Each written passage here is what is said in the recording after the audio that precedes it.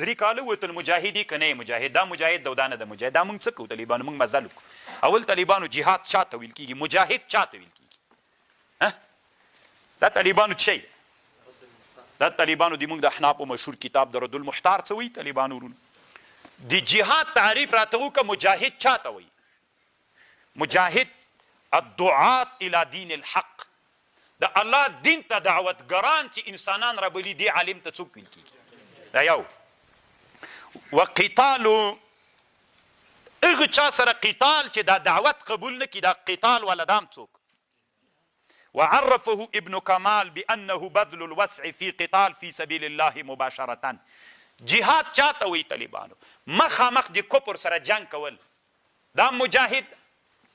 او معاونتا بمالین چې چا له چا سره څوک کړی وي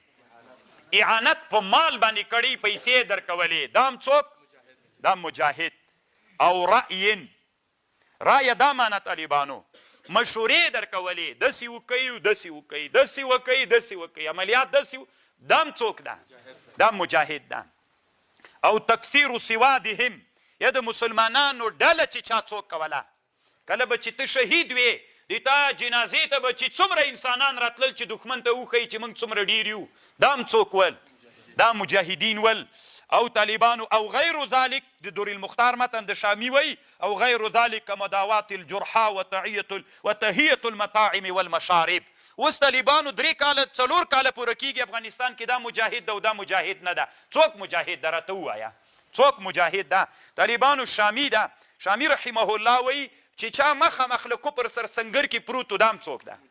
دا مجاهد ده چا چې تجارانو مال ورکړی پیسې ورکړي دام څوک دي دا مجاهدین دي چا چې مشوره ورکړي دام څوک ده دا مجاهد ده چا چې جنازې ته راغلی او د مسلمانانو ډلې تکثیر کړي دام څوک ده دا مجاهد ده او چې چا د مجاهدینو تفکر کې ډوډۍ ورکوله خوراک کوچکا کې ورته برابرو دام څوک ده دا مجاهد ده هغه ډاکټرانو چې د مونږ زخمیان تداوي کړي دي دام څوک دي دا مجاهدین دي نن د طالبانو موږ په ټول باب کې څوک کوو انحصار کوو په علم کې انحصار کوو که نه کوو تنا د موږ علم فرض دا دین دا نور علوم دین طالبانو چې په پښو درېږي په چا درېږي په علوم عصریه باندې درېږي دین چې مترقي کېږي په چا مترقي کېږي په علوم عصریه مترقي کېږي دین ښه زده که خو چې اقتصاد د کمزوری وي غلام کېږي خو سوال به کوي سوالګر درنه جوړېږي ته اوس ماته ووایه انحصار په علم کې کوو انحصار جهاد ته ناغو چاته وایي چې څوک یې کړی دا طالبانو شامي د رد المحتار د ښکاري درته که نه څوک مجاهد سو هر هغه افغانی چې تیر 20 کلن جهاد کې مجاهدینو ته اوبه ورکړي ډوډۍ ورکړې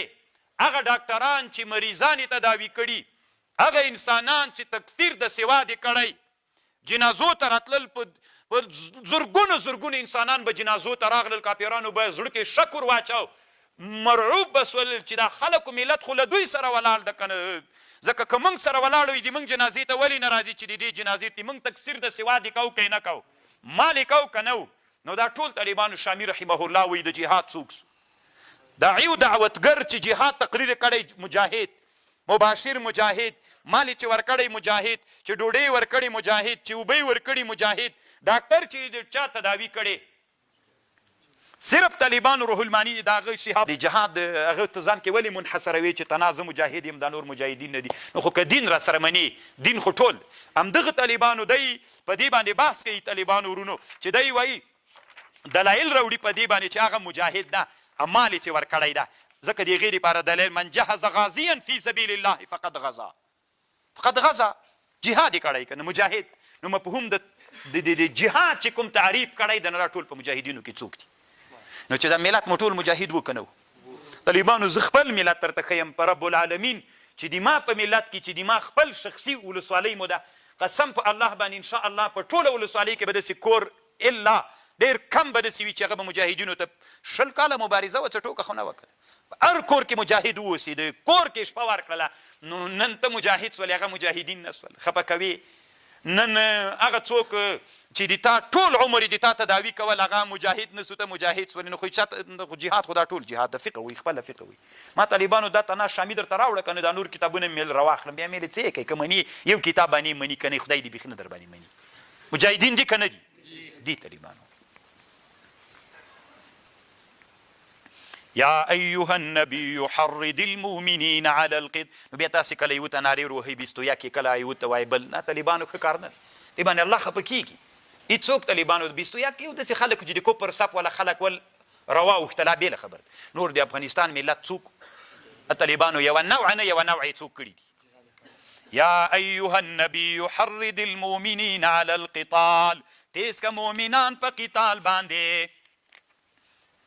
إيكم منكم كچرت ولتاسن 20 صابرون يغلبون 200 وإيكم منكم 100 يغلبون 1000 من الذين كفروا بأنهم قوم لا يفقهون الآن خفف الله أول كطالبان يو